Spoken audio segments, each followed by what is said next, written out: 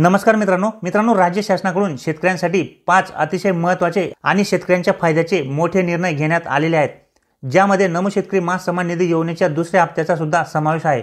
तर चला मित्रांनो, जाणून घेऊया की शेतकऱ्यांसाठी 5 कोणकोणते मोठे निर्णय हे राज्य शासनामार्फत घेण्यात आलेले आहेत। तर पहिला जो निर्णय आहे मित्रांनो, तो आहे पंजाबराव देशमुख व्याज सवलत। 3 लाखांपर्यंत पीक कर्जाची संपूर्ण परतफेड केली तर शेतकऱ्यास 3% व्याज सवलत अनुदान दिले जातं। या वर्षासाठी 72 कोटी खर्च करण्यात आले आहेत। अटल अर्थसहाय्य योजनेस मुदतवाढ दिली आहे।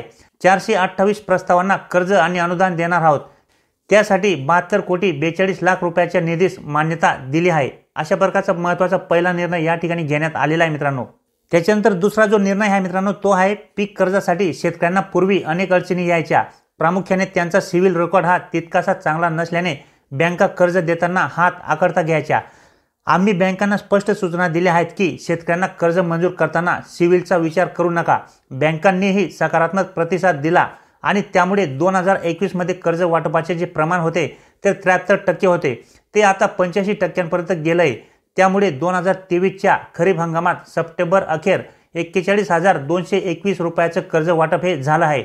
त्याच्यानंतर तिसरा जो महत्त्वाचा निर्णय आहे मित्रांनो, तो आहे जानेवारी ते ऑक्टोबर 2023 या काळात झालेली अतिवृष्टी, अवकाळी आणि पुरामुळे झालेल्या पिकांच्या नुकसानीकरिता 1757 कोटी रुपये वितरित करण्याचा निर्णय झालेला आहे। त्यापैकी 300 कोटीपेक्षा जास्तीचे वाटप देखील झाले आहे। तसेच या नुकसानीकरिता सध्याच्या NDRFच्या दराने मदत द्यायची झाल्यास अंदाजे 1175 कोटी इतका खर्च आला असता। मात्र राज्य शासनाने वाढीव दराने मदतीचा निर्णय घेतला व हेक्टरी मर्यादा वाढवली। यामुळे 1851 कोटीचा लाभ आपण शेतकऱ्यांना देतोय। पिकांच्या नुकसानीकरिता NDRFच्या दराने 2015 पासून सुधारणा झाली नव्हती। आम्ही त्यामध्ये सुधारणा करून वाढीव दराने मदत केली आणि करत आहोत, अशा प्रकारे मुख्यमंत्री यांनी सांगितलेले आहे। त्याच्यानंतर पुढचा जो महत्त्वाचा निर्णय आहे मित्रांनो, तो आहे कृषी विभागाच्या वेगवेगळ्या योजनांच्या माध्यमातून 2,34,250 शेतकऱ्यांना ट्रॅक्टर, कीटकनाशक फवारणीसाठी ड्रोन, शेतीसाठी अवजारं देण्यात येत आहेत। शासन आपल्या दारी या मोहिमेद्वारे आतापर्यंत शेतकऱ्यांना 1000 कोटींपेक्षा जास्त रुपयांच्या अनुदानाचे वाटप करण्यात आलंय। यात सुमारे 28,000 शेतकऱ्यांना ट्रॅक्टरचं वाटप झालं आहे।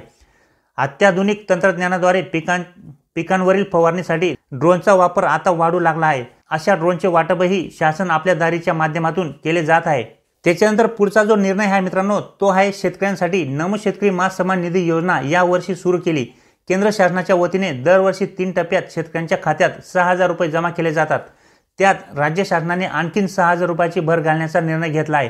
त्याकरिता 5,700 कोटी इतक्या रकमेची तरतूद केली आहे आणि 85,60,000 शेतकऱ्यांच्या बँक खात्यावर राज्याच्या हिश्श्याचा पहिला टप्पा म्हणून 1,720 कोटी रुपये जमा देखील झाले आहेत।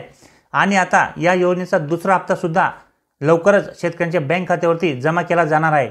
तर अशा पद्धतीने मित्रांनो, शेतकऱ्यांसाठी राज्य शासनाकडून 5 महत्त्वाचे निर्णय हे घेण्यात आलेले आहेत।